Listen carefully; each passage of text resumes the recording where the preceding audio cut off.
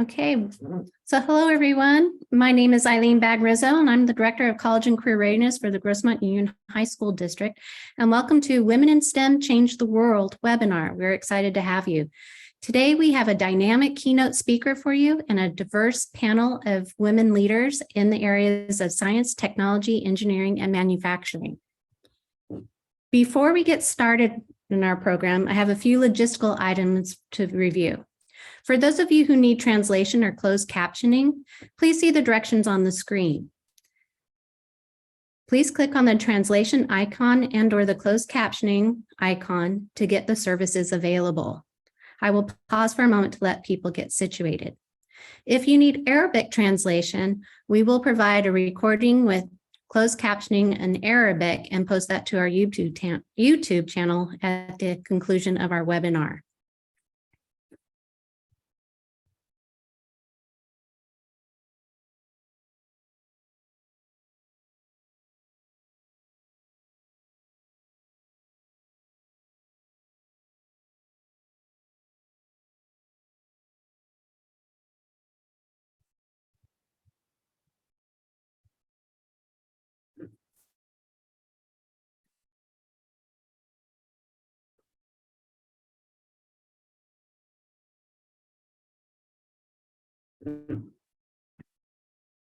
Okay, as everyone has been able to get situated, we are going to move on.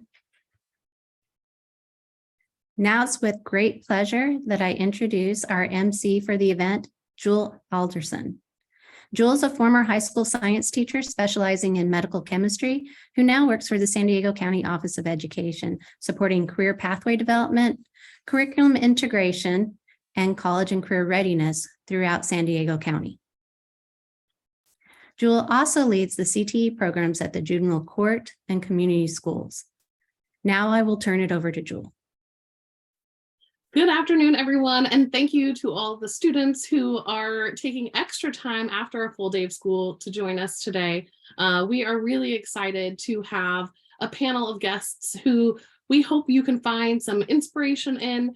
And as you are looking to your future, really thinking about, as women, we end up in different situations, and really we need to lift each other up, and we're here to do that for you and to ensure that you have a more seamless transition into the workplace.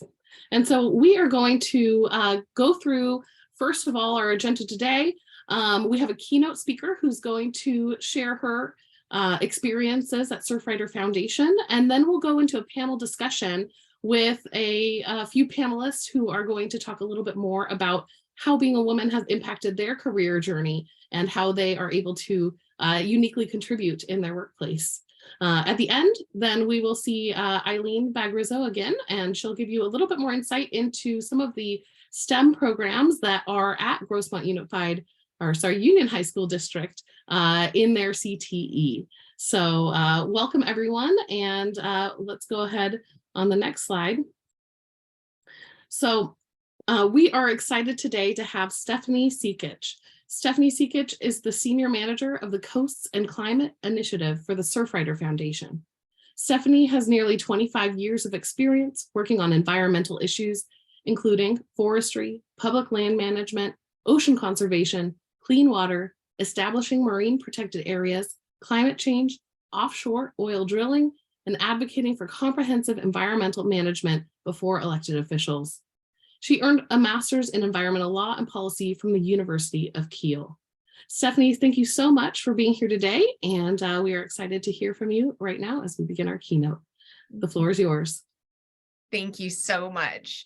So I'm going to share my screen with you all and kind of launch into it. So I'd like to thank you all for inviting me here. This is such a great treat to be here.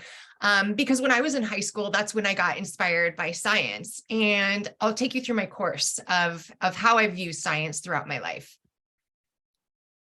So I literally mean this. I probably will get it tattooed on me somewhere at the end of the day. But as a young child, I started loving science. And I remember just feeling like, wow, this world is so unique. There's bugs, there's animals. And this is when I was very tiny. But I'm not a scientist, but I am. but mostly I'm a lobbyist. So you can see here, I'm with the Surfrider Foundation. We're in front of the Capitol. So at the end of the day, I'm a scientist and an advocate. And as you'll see throughout the rest of this presentation, there is absolutely no way I could do my job without science. So let me harken back just a little bit. As I was talking about being tiny, the little one with the life jacket is me. By the way, my mom sewed all of those swimsuits. She was pretty rad. But my family grew up in Colorado, and we had the most amazing outdoor activities, constantly hiking, constantly camping, fishing, you name it. So from a very young age, I was in the environment, which again, I think is what helped spurred my love for science. Then I started really getting into outdoor recreation. This is me climbing, doing an Australian rappel, which is very hard to do, and there's no way I could do it now. But goes to show you, I literally have been in the face of rocks, mountains, rivers, and now oceans. So again, when I was back in high school, I thought, okay, how am I going to do more science? What am I going to do? So I went to college, and I started at the University of Northern Colorado, and I studied environmental studies, and it was more broad, and there were a lot of different ways to incorporate environmental studies, which we'll walk through again. So I got my bachelor's degree in environmental studies with a minor in anthropology, which is also a science. After I graduated, I went to a disadvantaged school in Seattle, and I taught environmental studies. So I taught everything that you remember from being in elementary, from kindergarten all the way through 8th grade. So I had to adapt my curriculum to all these different age groups and be able to help them understand environmental studies. And that was probably one of the most rewarding jobs, because when you speak to a 5-year-old about the water cycle, it's very different from how you speak to a 16-year-old about the water cycle. So I think that really got me into being able to digest science easily and communicate it. So after that, I decided I really want to work on policy. This is really important to me. We know that there's problems, in the world, but what changes problems? Laws and policies. So I took a couple jobs that were in really the Rocky Mountains, and I was monitoring logging events. I was monitoring how land was being managed, whether there was cattle on there, and working with different agencies. And a resource agency is like the Forest Service, and their job is to take care of the forest. As I started getting more into this job, I realized, okay, now I really do love environmental law and policy. So I'm going to go get a master's degree. So I went and studied. And then you ask me, how did a mountain girl end up here on the ocean? I just had to put the narwhal on there because it's like, a unicorn dolphin. It's amazing. So that's kind of my journey as to the background of my love for nature, my love for science. So why is science so rad? Well, there's so many different kinds of it. And I was going to leave out the social science aspect of it, but honestly, that also helps me do my job as well. So these are just some examples of what we call natural science and social science. And you'll see I'm going to weave all of these sciences into this presentation. So what have I used in my career? So let's harken back to what I was talking about being in the mountains. So I had to do a lot of earth science. I had to understand how does the land work? What is the soil? How is the composition between this, prairie field different from this meadow field in a high terrain mountain environment? So you really get to learn about the earth itself as you're working on land issues. I loved forest ecology. I could dork out forever. I won't. But there's different types of really ecology in and of itself. And old growth trees are some of the most powerful trees we have, because as they decay and die, they build this soil that really no other tree can. So again, that's kind of like the biological science. And of course, hydrology. Hydrology is just as you see it. What is the water? Where is it moving? How does it act? How does it impact our environment? And how do we drink it, take care of it, etc.? And then zoology. I happen to know a lot about different species. And just two examples, when I was in college, we helped reintroduce the gray wolf into Yellowstone. Google it because it is a fascinating story. And as the wolves were introduced back into Yellowstone, they started changing the ecosystem, because when they eat a certain prey, that prey is then, degraded into the soil, et cetera. And they literally, the wolves change the soil itself. So go ahead and look at that. It's really fascinating. And then we restored salmon because adjacent to this one beautiful stream that had been high functioning, and where a lot of the salmon come from in Montana, there was clear cutting, where they're literally just going in and clear cutting logs, swaths of land. And now, fortunately, there's a lot of laws and policies that are not allowing that. So there's a lot of words on here. I'm not a person who puts words on screen except for this, because all of these sciences I use literally, I would say, a couple dozen times a day.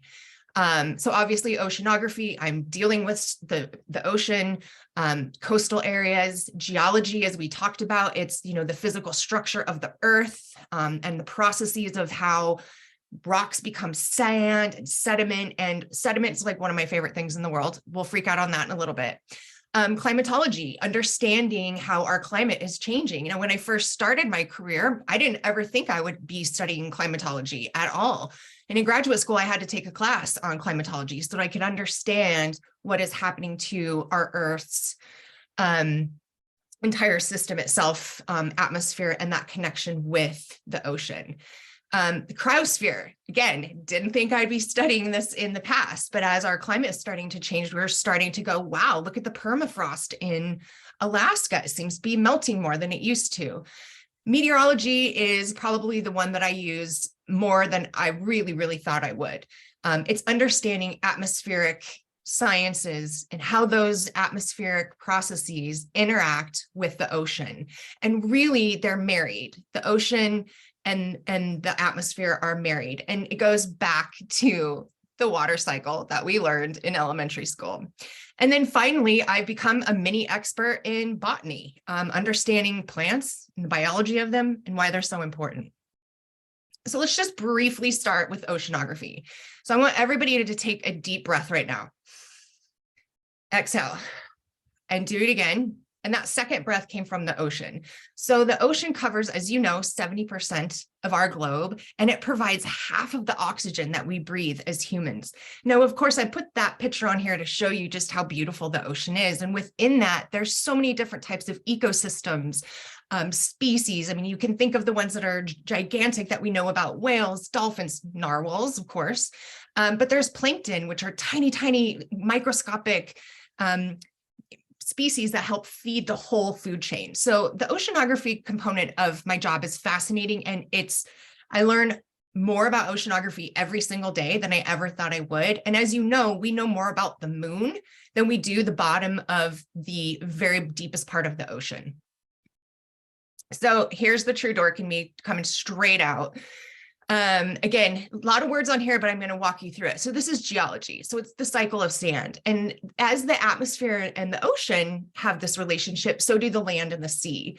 And so you can kind of see how we're getting sand to our beaches. We'll go to the top right part.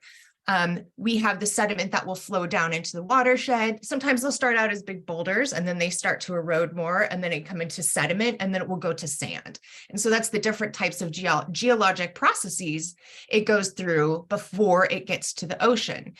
But how does the ocean spread that sediment up and down? Well, it's through long-shore drifts. So they kind of work together, and you can kind of see that cycle here at the bottom. We call it a littoral cell. And it's just kind of like when you see water go down the sink, that is what happens with our sand. It is in this constant system that's moving. And I use the word sediment budget. This is important because when beaches are starting to erode, we ask elected officials and resource managers, what is the sediment budget for this area? It's just like a bank. Whatever goes in and comes out, you have to really track. So that's the geology. And I want to show you what happens when humans you can see here. So right here, there's a little seawall, a jetty. And when you have these big infrastructures along the beach, it actually causes erosion. So people think if you put like a seawall or maybe that jetty that you can see right there, oh, that's going to protect.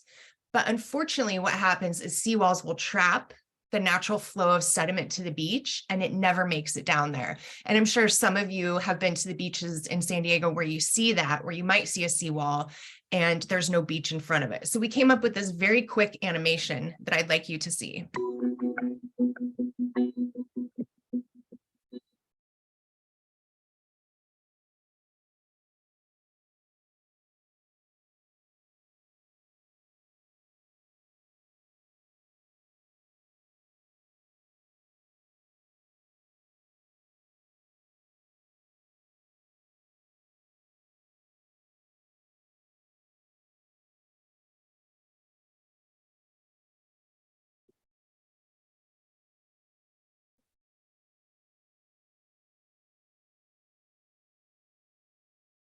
So that's the geology part of it. And as you can see, that interface between, you know, the ocean and the land. Now let's go to hydrology, and we'll do it really quick because, again, what is this? This is the water cycle that we all learned in elementary school. And it's not just how water is throughout this entire cycle. It is also in terms of, again, what is it doing to erosion? If there's a lot of water in the area, that geology and hydrology are mixing together, and you can have some erosion. There's pollution problems that come within our hydraulic system. And it's not just pollution that will stay in the ocean, but as you can see, all of the water filters through and the groundwater, and that's our drinking water. That's what we literally drink on a daily basis. So understanding how the water cycle works and hydrology is critical. Now, unfortunately, this is a little foggy, and I apologize for this, but this is off the coast of Florida, and that's all sewage. So we're starting to see, as there's more rain, our wastewater facility plants are not able to maintain all of that pollution. Now, here's my botany. This is a dune on the East Coast. This is a dune system that is completely different from what we have here in California.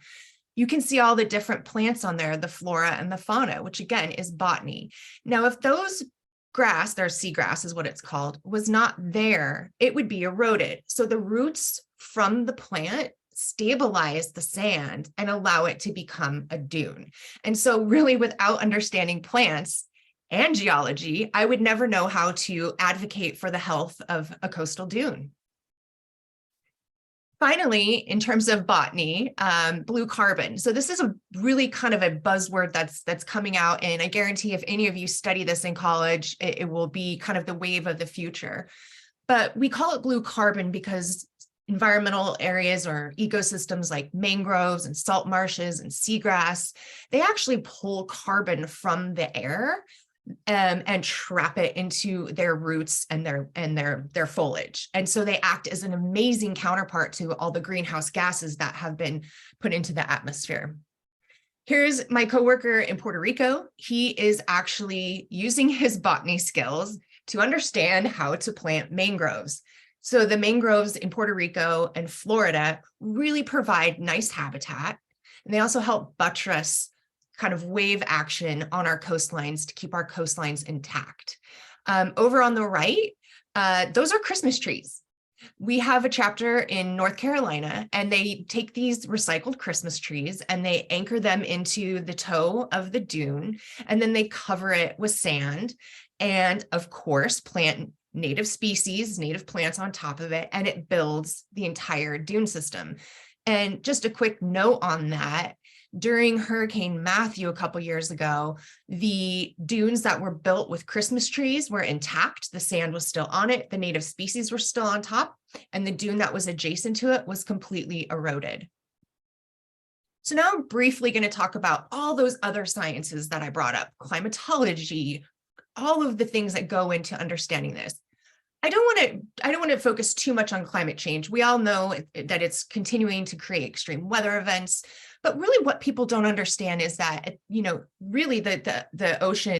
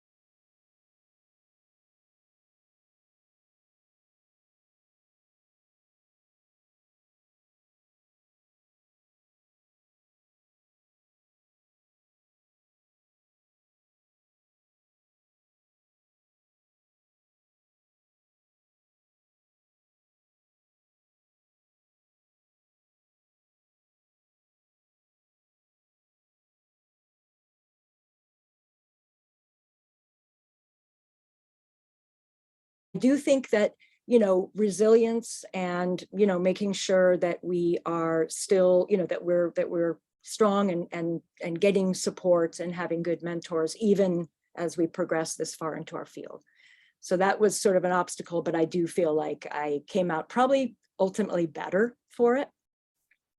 Absolutely. And I think, I think that's one of the things, obviously, that's some gossip that happened behind the scenes. And that's, as women, we have to make sure that we're not engaging in that in a way that brings other women down. And so, unfortunately, that impacted your career, but also having that confidence to know, to speak up and to advocate for yourself is huge. Did anyone else want to comment on this one? Stefanie? I will, thank you.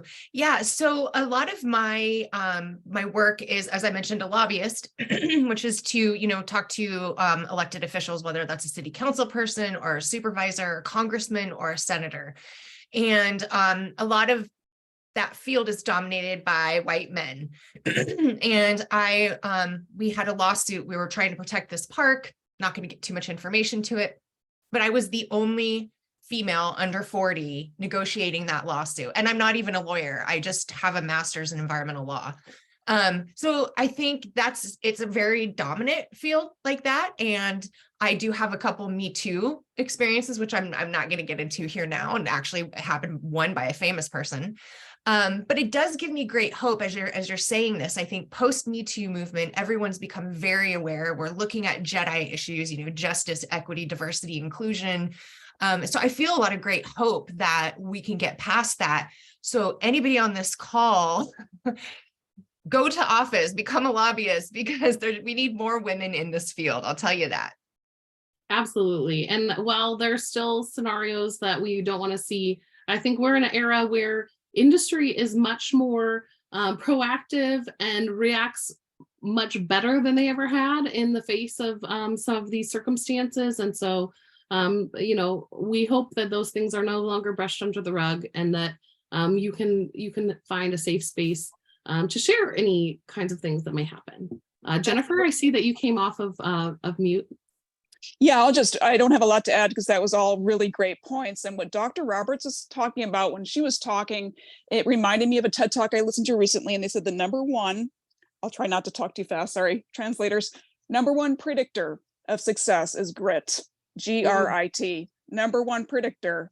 And so, don't even worry about it. If you get pushback, just go watch that TED Talk. You'll just stand up and cheer. You just need grit, and you can have that. You can have as much grit as you want to have, and that's all we need.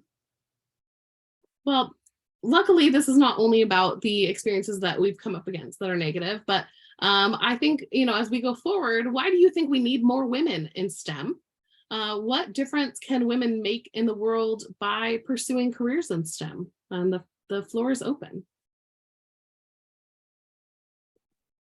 I'll just say short things. I don't want to take over this, but I do think that women, at least I notice this in my field, and I'll be interested to see if you others do as well. I think that we see the world, well, all of us see the world through our own brain and experiences. And I think that, and going back to the point of me kind of not getting promoted because I was too collaborative, which, I know. It makes me realize, well, I don't know if that's necessarily, gendered or not, but it is that when you have a diverse team, you're getting views, so many different views that make up this wonderful whole. And so I think, women, we bring in our own perspectives that are just so incredibly important. And, we need that in every field. Yeah, I can't agree with you more, Dr. Roberts. And to bring it back to science, we're biologically wired to nurture, right? That's the birth, giving birth, raising a baby. So there's a biological impetus behind us. I think that we come to the table, maybe sometimes a better listener, sometimes being more intuitive, sometimes using more of those social sciences on the outset. And I will give you an example. My father was a high school principal, and he told me, he said, if I ever need anything done or if there's a problem, I go straight to the female teachers because they get the stuff done. And there's a study that shows, and I can actually empirically verify it, that women, the majority of people who volunteer around the world, it's like 70%, something like that, don't quote me, are women. So in my organization, almost, I would say, about 70% of the people that I work with that are volunteers are women. So an example, I work with a lawyer. She actually is at the district attorney's office, and she'll read a memo for me on her lunch break, because I'm like, did I get the law right or whatever? So yeah, I think we just really get stuff done.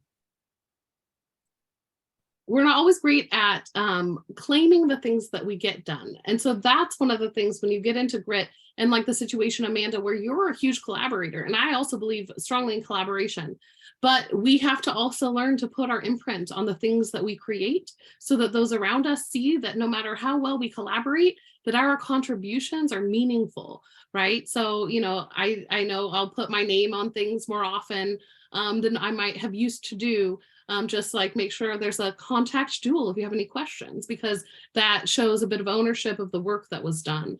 And so, you know, I would give that as advice to our listeners today is, while you need to claim, well, you should collaborate and work with others, also claim what you've done and be proud of it. And don't step away from being in that limelight when it's applicable.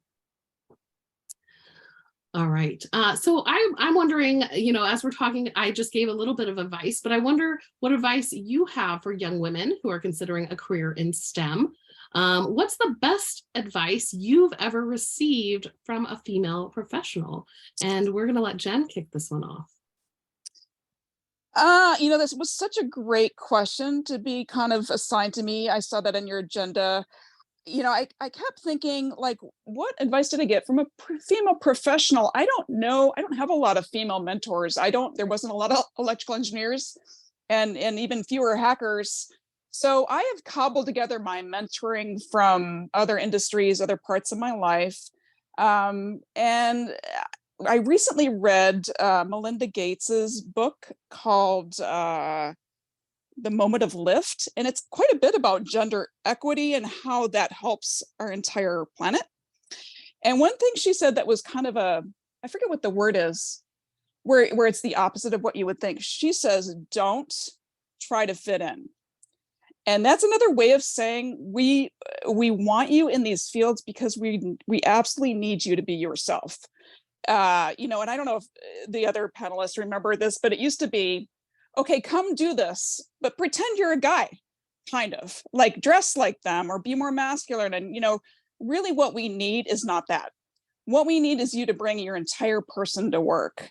We need the Jennifer that likes lipstick and she likes being outside and she's not like, sitting in her parents' basement wearing a black hoodie. My team values my perspective because of my diversity that I bring to it. Because is the adversary diverse? That's the only reason you might want me to be diverse. Is the adversary diverse? Yes, the adversary is very diverse. The adversary on a computer network is not always going to be a white man who went to, had this perfect whatever and works in this office building. It's going to be a very diverse adversary. And so I'm looking for chinks in the armor. You need a diverse perspective for that. Also, a big part of my job is writing and collaborating, as the other gal said. But yeah, I would say that be yourself, bring yourself to that career field and embrace every part of you. I'm not a gamer. I'm a mom. I just have so many things that come out of my mouth at work, or analogies I make and reports that I write, because I have to explain technical things to a wide variety of audiences. And I can bring a very unique perspective when I write, because I can pick analogies that come from a normal person's perspective. The other thing I would say, and this is from me, sometimes I try to be the mentor I wish I had. And this is from me. Never be afraid to ask the stupid question. And I'll use stupid in air quotes, because when you're the only woman in a room and you have a question, the burning desire to have that question answered needs to be more. than the worry that you might look stupid. Because I promise you, someone else in that room has that question. And if you would just get over that fear and stop caring about that, I wish I could go back when I was 18, 19 and tell myself, like, just open your mouth and ask the question, because you're going to learn, you're going to get a lot more out of that class than you were otherwise. So yeah, those are my 2 pieces of advice. I love it. Amanda or Stefanie, anything to add? Well, I've been very fortunate to have a lot of wonderful female mentors. So that's been really, really great. And part of it, though, is I've sought them out. I mean, I kind of learned back in high school that, wow, that was so incredibly important for me. And so all through the rest of my, schooling and career, I've always sort of looked to, female mentors and made a point to really try to get to know them. So I think advice, I mean, I do a lot of mentoring now. Now I'm kind of on the other end more probably of doing more mentoring. I think what Jennifer said is fantastic about, being yourself, not trying to fit into a mold that you think, should be, that you think people are looking for or whatever.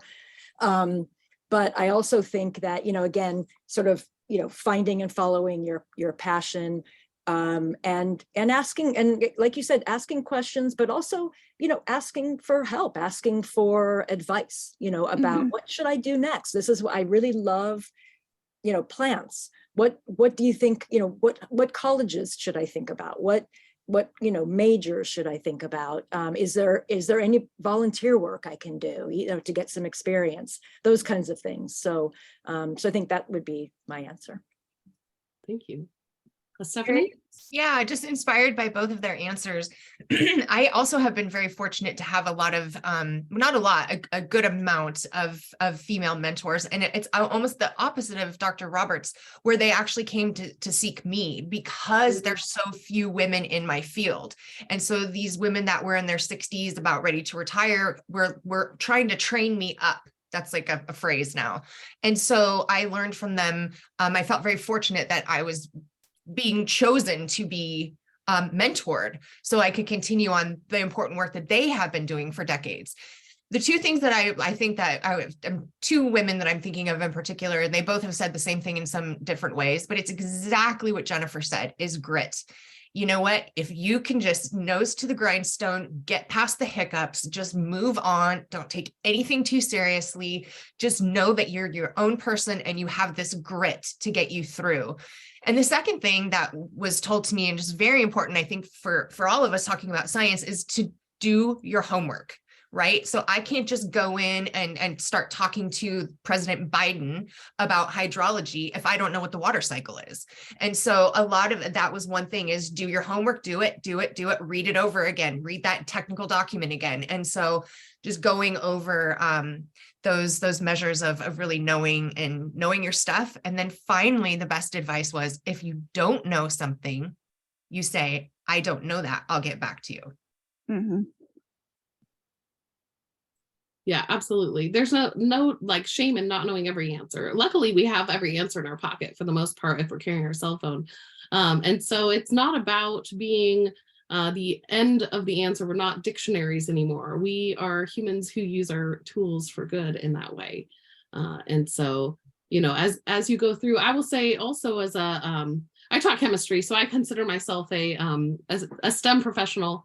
And I would say one of the things, while I've had many mentors, I also really intentionally surround myself with like-minded peers, and having women in my support system who, we all have the ability to kind of, all right, here's something that happened today. Do you have the same reaction that I did? How would you go about, addressing the thing that happened? All right, I just wrote this email. Can you look it over before I send it on?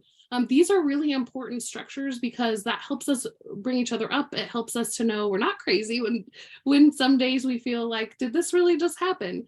And it helps us to build our own community and to help support each other as we go. And so you all can start this now. As students, you can find other, and they don't have to just be girls, but I know when I was in my undergrad and a science degree, I was doing a degree in biology, chemistry, that is your life. And so if you can create a system where your peers, that your study group are also your social circle, in many ways, this is a really successful way for you to move through and find almost like the mix between work-life balance when they have a little bit more overlap. And so I would say, that's an advice that I have for all of you out there, is to really don't ever feel like you're alone. Find other like-minded people to spend time with and to lift each other up as you go through these processes. All right, so as we're kind of moving forward into our final questions, this is a big one, because I think each of you have made this impact, and we heard a little bit about it earlier, but how have you made a difference in the world through STEM? And then what are some ways that girls can start to get involved in STEM now so that they one day can make that difference as well? And let's go ahead, and I think each of you are going to respond. So who wants to start out? I'll start, maybe, if All right, that's Amanda. okay. Yes.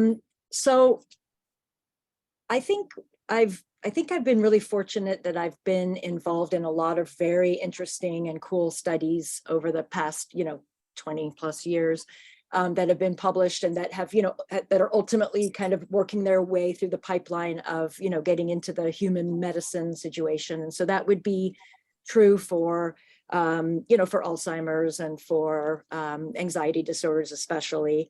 I'll tell you one little, and then of course I was involved in that NASA Space Mouse project. That was a very cool project. I think we have a link to the podcast that I was on for that, which if you wanted to learn more about that. But it was looking at the effects of microgravity that, that an astronaut would experience at the International Space Station. And so we sent mice up to the International Space Station for 2 months. Humans go for 6 months. And we did a lot of testing on them when they came back. And did find some changes in their behaviors that lasted for quite a while. So that's kind of important for thinking about, especially when astronauts, they're talking about having them stay longer periods of time. And so, what kinds of effects does that have? The other one I just wanted to highlight was at the beginning of the pandemic, we really had to kick it up a notch, because there was a huge, obviously we had to start coming up with vaccines and, possible drugs, treatments for COVID. And so we were using, actually, hamsters turned out to be the model of choice for COVID, because their receptor that COVID binds to, that's in your lungs, is very similar to ours. And so they get, they actually get COVID. They actually get a fairly mild version, and they recover within about 5 days. But it was a great use to be able to look at treatments on the hamsters. So I was involved in quite a bit of work on that, that has sort of, again, kind of going through the pipeline. In terms of, but I really want to just spend a couple of minutes, if it's okay, just talking about my outreach. If anybody out there is interested in, any of the topics that I've talked about in biomedical science, so sort of using, sort of thinking about medicine, but looking at it in terms of looking at the brain mostly, but other body parts as well. I am starting a virtual internship program, and there'll be a link on the resources page. And that anybody, over 16 high school students are absolutely welcome to join. I gave the contact information. You could just contact me and I'd give you more information about that. And we also do in-person internships for high school students during the school year and during, most of you can't do it during the school year. Some programs allow it, but during the summer. And so again, if you're interested in getting into a lab and, working with a group of women, I've got a lot of women in my lab, and working with us on some fun projects, please contact me. Thanks. Thank you. All right, how about Jennifer? Do you want to share a little bit about how you've made a difference in the world through STEM, and any advice for how girls can get involved now? Yeah, I think it's pretty clear that as we become more and more connected, there's just more and more opportunities for people just to get bullied and people to get, pushed over and take your lunch money, and if is to make an analogy, and whether it's sex trafficking, trying to fight that, trying to just keep people from taking stuff that doesn't belong to them. As a mother of 3 young men, I care very much about leaving a system in place that will protect innocent people from criminals and just lawless people who think they can do it just because they're smarter than you. And, that is not going to happen. not while I am around. That is just not going to happen. So I care very much about leaving a safe online environment for everyone's kids. Like Stefanie was saying, if you want to get involved in really any of our industries, go learn the foundations, go learn the basics. I learned how a computer worked. I learned how a computer network, how computers communicate with each other. I got those foundations really down. And sometimes I think that people, well-meaning but misinformed people, might say, well, you're a woman, you want to get involved in STEM, it's going to be so easy. They're just going to roll out the red carpet for you because diversity is such a buzzword, but really you just need to know your foundations. Get those foundations really down. They're going to try to level the playing field for you because maybe you don't come from a perfect background, but no one's going to lower the bar. Okay, so, and you don't want them to, and you don't need it. But there is lots of scholarships and things. The National Cyber League is a great organization. If you are involved at your community college and you're a student, you can get involved with them. It's a very fun, gamified learning way to get your feet wet in that. Palomar participates in it. I think a lot of the community colleges do.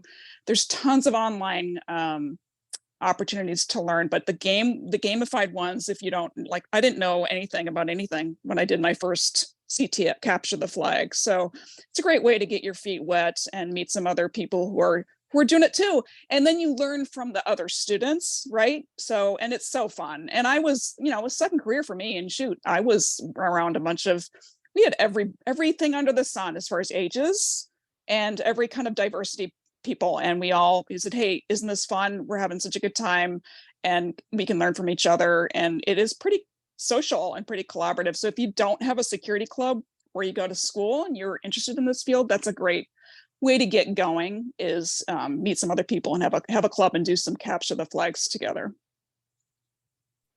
Thank you. All right, Stefanie. Yeah, well, I think I kind of covered it mostly in my presentation, but I've been able to pass a lot of laws and policies at all levels, local, state, and federal, that improve the environment. So I wouldn't be able to go and talk about climate change if I didn't understand climatology and meteorology, et cetera. And then as Jennifer was saying, is to be able to speak to a variety of people and dumb it down so that so people can digest what you're saying. And that takes a tack, but that's also how you get change as well, is to, educate those people and change laws and policies that make the world a better place. And then secondly, again, using science to stop bad projects. So there was a campaign I worked on where they were trying to build a private toll road through San Onofre State Beach.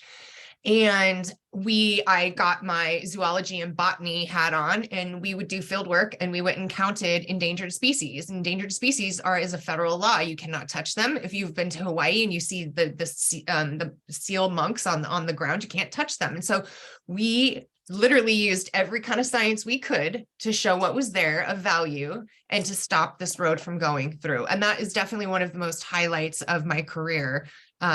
Is that. And again, there's a pocket field mouse that was really the one who stole the show. It's literally this tiny, it's got huge ears. And that was botany that gave us an endangered species that killed the project. Wow, that's amazing. Now, any way that you think girls can get involved now? Yeah, and of course I'm going to, plug a little bit of Surfrider here, but we have a ton of STEM activities. So we run our Blue Water Task Force, and you can just go to Surfrider and look at where we go. So we literally test water for fecal matter, which is poo. But as you've seen, some of our infrastructure is decrepit and really needs to be upgraded. And so we often don't see if there are these, pollution spills. So we test the water. So please go help us test the water. You can get school credit for it. As you all know, you have to have kind of service learning components, and we have certain service learning forms we fill out for students. When I mentioned come and help us the next time we do a dune restoration project, just pulling weeds, we don't need to plant anything, but if there's a species that doesn't belong there, we get our hands and pull them out. And then the last thing, which is interesting, and I don't work on plastic pollution, I just work on, the Coast and Climate Initiative, but we have been having for the past 10 years a database where we're collecting information from our beach cleanups. And so they literally count every single cigarette butt and every little piece of microplastic. And then we take that data and we go again and lobby to elected officials saying, you said this was a compostable plastic, meaning it would go away and disintegrate. It didn't. Our volunteers have picked up 8 pounds in the past 2 days. So those are just really quick examples that connect directly back to STEM. And then I think, honestly, again, the best thing you can do is to immerse yourself in nature and the feel of science. And it is a solace place. Meaning it brings you, satisfaction and kind of peace. And so, if you're not out, volunteering and being heavy, lifting, just know, you can do things in your own community, your own backyard that will connect to STEM. Absolutely, or your district. And as you all are here and really thinking about it, I encourage you, there are many internships, summer internships, you have certain internships through your own district. There are many CTE programs, there's volunteer opportunities. I'll say that my biggest life shift happened in an internship when I was pre-med, and finally, partway through my degree, went to the operating room, and when witnessing surgery, I passed out. And I realized the goal I had for myself in 3rd grade was no longer the goal that I should go after. And so all of these experiences right now, while you're in high school, get out there and just try as many career opportunities as you can. Find out what's right for you, and start building your skills, because no matter what pathway you take in high school, those skills go on to really help you going forward. So I just want to thank our panelists today, Jennifer Bate, Dr. Amanda Roberts, and Stefanie Sekich, for spending their afternoon and evening with us, and for the great work that you do impacting the world through STEM and inspiring our students. So thank you so much for your time today. And now I'm going to pass it back over to Eileen Bagg-Rizzo to share a little bit more about those programs that you can jump right into now. Go ahead, Eileen. Thank you, Jewel, and thank you to our panelists. That was so inspiring, and you really have demonstrated how women change the world. So thank you so much. I'm excited to share with you our pathway programs in the Grossmont District. Our district is known for 3 core values. We are caring, collaborative, and innovative. And all these values are represented throughout our pathway programs in the Grossmont family of schools. To give a little background on our career technical education programs, we have 44 pathways representing 12 of the industry sectors identified by the state of California. 7 of the 12 sectors represent our STEM fields and opportunities for our students. The icons on the slides represent the industry sectors in STEM and our high schools that offer the pathways in these sectors. Our pathways include a 2 to 3 year course sequence, depending on the pathway, and we infuse industry skills and academic skills within the pathways. Our pathway classes are rigorous. 40 out of the 70 classes we offer meet the minimum requirements for the UC-CSU admission guidelines. In addition, 21 of our courses receive early college credit in the Grossmont-Cuyamaca Community College District.